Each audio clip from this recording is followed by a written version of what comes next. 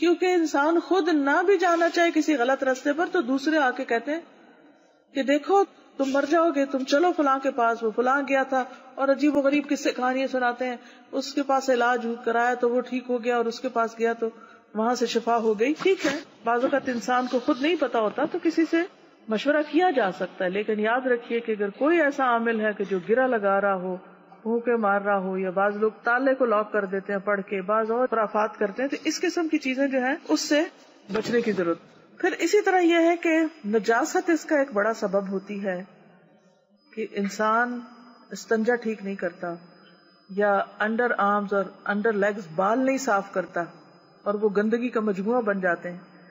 بعض لوگوں کے پسینے میں بڑی بو ہوتی ہے، منہ سے بو آتی ہے اور اس کا کوئی علاج نہیں کرتے.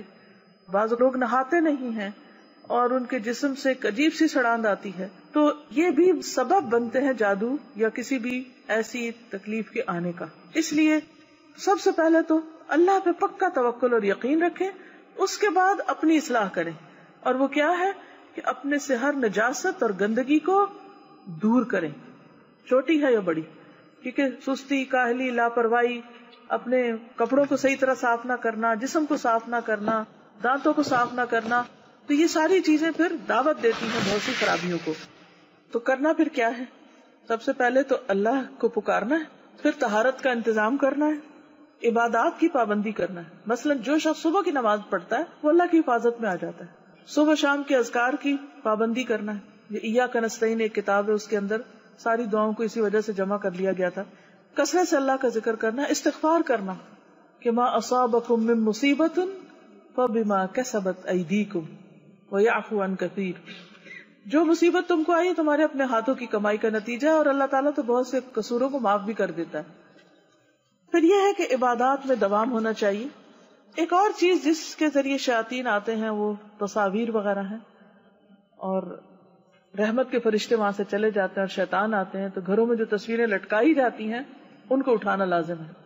اسی طرح گھر کے اندر کتا نہیں رکھنا چاہیے. باہر ہو تو حفاظت کے لیے وہ اور بات ہے، لیکن گھر کے اندر نہ ہو کتا. اور ویسے بھی کتا رکھنے سے ایک کی رات کے برابر اس کے اجر ضائع ہوتے رہتے ہیں. کرنا کیا نہیں، عامل کے پاس نہیں جانا، کیونکہ جادو کا علاج جادو سے نہیں کروانا. یہ جادو کا توڑ جادو سے نہیں. اچھا وہ کون ہوتے ہیں جو جادو سے توڑ کرتے ہیں؟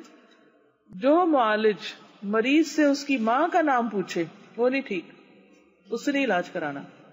یا مریض کا استعمال شدہ کپڑا منگوائے، ٹھیک نہیں. کوئی جانور مانگے، اتنا گوشت لاؤ یا بکرا دو اور اس کا خون ملے، یا اس سے کوئی عمل کرے اور اسے غیر آباد جگہ پہ پھینکوائے کہ چھت پہ ڈالو بوٹیاں، کہ جنات وغیرہ کو کھلواتے ہیں. ایسا منتر پڑھے جو سمجھ نہیں آتا، اس سے بھی بچنا ہے. پتا چلے کیا پڑھ رہے ہیں، قرآن کی آیات پڑھ رہے ہیں ٹھیک ہے، لیکن اگر کوئی اور زبان سے بول رہے ہیں جو ہمیں سمجھ نہیں آ رہی کیا کہہ رہے ہیں، تو یہ اٹھ جائے وہاں سے. مریض کو ایسا تعویذ دے جس میں مربع کی شکل کے ڈبے بنے ہونی، چکور ہونی ہوتے مربع اسکوائر، اور ان ڈبوں میں چند حروف یا نمبر ازارہ لکھے ہوں. یا تعویذ لٹکانے کے لیے دے، لٹکانے والی چیز نہ لے. یا پکی ہوئی مٹی کی پلیٹ میں چند حرف لکھ کر دے اور اس برتن کا پانی پینے کو کہے. یا مریض کو حکم دے کہ لوگوں سے الگ تھلگ ہو کے ایک مقرر وقت کے لیے کسی کمرے میں چلا جائے جہاں سورج کی روشنی نہ آتی ہو، بالکل اندھیرے میں جا کے بیٹھو اور یہ کرو کوئی خاص عمل، وہ بھی نہیں کرنا. پھر اسی طرح کبھی وہ مریض کو کہے کہ اتنے دن پانی کو نہیں ہاتھ لگانا، کیونکہ طہارت ہوتی ہے نا پانی سے، تو نہیں گندا رہے مریض تاکہ اور اثر ہو. یا مریض کو کچھ چیزیں دفن کرنے کے لیے دے کہ جا کے یہ چیز زمین کے اندر جا کے دبا دو، دفن کر دو، لکھی ہوئی ہے کچھ. مریض کو مختلف چیزوں کی دھونی دے، وہ ہوتا نا کچھ جلا کے اور پھر وہ اس کے ارد گرد کوئی دھواں چھوڑتے ہیں اور اس طرح کے کام کرتے ہیں. نبی صلی اللہ علیہ وسلم نے ایسا کوئی کام نہیں کیا تھا. کرے کیا؟ دو چیزیں ہیں، شرعی دم اور طب نبوی. اور اگر جسمانی تکلیف ہے تو اس کا دوائی وغیرہ علاج. سب سے پہلے جادو کا جو اثر ہے اسے جادو نکال کے زائل کیا جائے.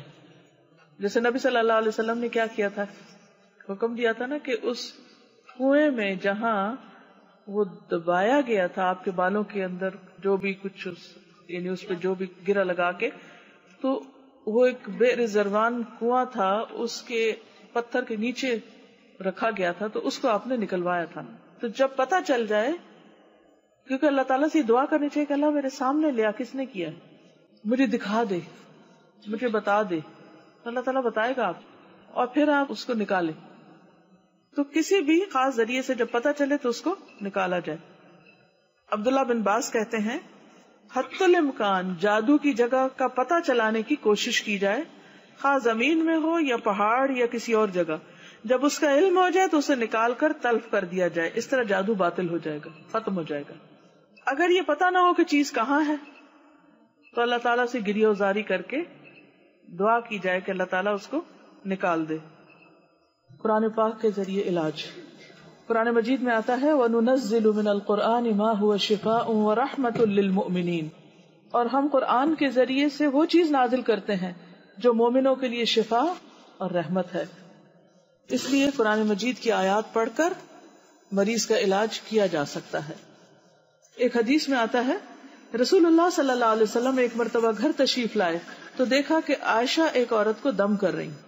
آپ نے فرمایا کتاب اللہ کے ساتھ اس کا علاج کرو. یہ صحیح ابن حبان کی روایت ہے. تو قرآن مجید کی کثرت سے تلاوت خود بھی کرنی چاہیے. اگر بیمار بہت ہی لاچار ہو تو کوئی اور پڑھ کر اس کو سنا سکتا ہے. خاص طور پر سورۃ الفاتحہ. خارجہ بن سل تمیمی اپنے چچا سے نقل کرتے ہیں کہ ایک مرتبہ وہ رسول اللہ صلی اللہ علیہ وسلم کی خدمت میں حاضر ہوئے. جب واپس جانے لگے تو ایک قوم کے پاس سے ان کا گزر ہوا جن کے ہاں ایک مجنون آدمی تھا جسے انہوں نے لوہوں کی زنجیروں میں باندھا ہوا تھا. اور ان کے گھر والے کہنے لگے ہمیں معلوم ہوا ہے کہ تمہارا یہ ساتھی خیر لے کر آیا ہے، کیا اس کے پاس کوئی ایسی چیز ہے جس سے یہ اس کا علاج کر سکے؟ وہ کہتے ہیں کہ میں نے سورۃ فاتحہ پڑھ کر دم کیا تو وہ ٹھیک ہو گیا.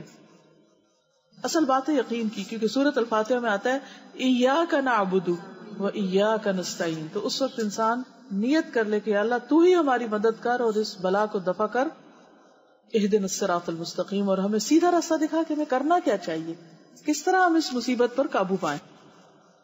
اسی طرح سورۃ البقرہ کی آخری آیات ہیں اور قرآن مجید کے کچھ اذکار ہیں جن کو پڑھا جا سکتا ہے.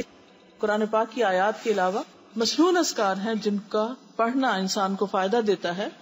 رسول اللہ صلی اللہ علیہ وسلم نے فرمایا جو کسی منزل پہ پڑاؤ ڈالے یعنی کسی جگہ پر جائے تو یہ دعا پڑھ لے تو اس جگہ سے کوچ کرنے تک کوئی چیز اسے نقصان نہیں دے گی. اور وہ کیا ہے؟ اعوذ بکلمات اللہ التامات من شر ما خلق. کسی شہر میں جائیں، کسی کے گھر میں جائیں، کسی بھی جگہ پر، کسی پارک میں جائیں، کسی تفریح پہ جائیں، کہیں جائیں، جاتے ہی جہاں اترے، گاڑی سے اترے پہلے ہی پڑھ لیں تو انشاءاللہ واپس آنے تک کوئی چیز اثر نہیں کرے گی. بچوں کو بھی سکھائیں. ایک اور روایت میں ہے اعوذ بکلمات اللہ التامات التی لا یجاوزہن بر ولا فاجر من شر ما ينزل من السماء وما يعرج فيها ومن شر فتن الليل والنهار ومن كل طارق الا طارق يترك بخير يا رحمان. میں اللہ تعالیٰ کے ان تمام کلمات کے ساتھ پناہ چاہتا ہوں جن سے آگے نہ تو کوئی نیک اور نہ کوئی برا شخص بڑھ سکتا ہے، ہر اس چیز کے شر سے جو آسمان سے اترتی ہے اور جو اس میں چڑھتی ہے، اور رات اور دن کے فتنوں کے شر سے، اور ہر حادثے کے شر سے سوائے اس حادثے کے جو خیر کا باعث ہو، اے رحم فرمانے والے. تو یہ دعا بھی بہت فائدہ مند ہے، اس کو روزانہ صبح شام پڑھنے کی عادت ڈال لیں. پھر اسی طرح رسول اللہ صلی اللہ علیہ وسلم پر جب جادو کیا گیا تو حضرت جبریل علیہ السلام نے یہ دعا پڑھ کر آپ کو دم کیا تھا. بسم اللہ ارقیک من کل شیء یؤذیک من شر کل نفس او عین حاسد اللہ یشفی بسم اللہ ارقیک. یہ صحیح مسلم کی روایت ہے.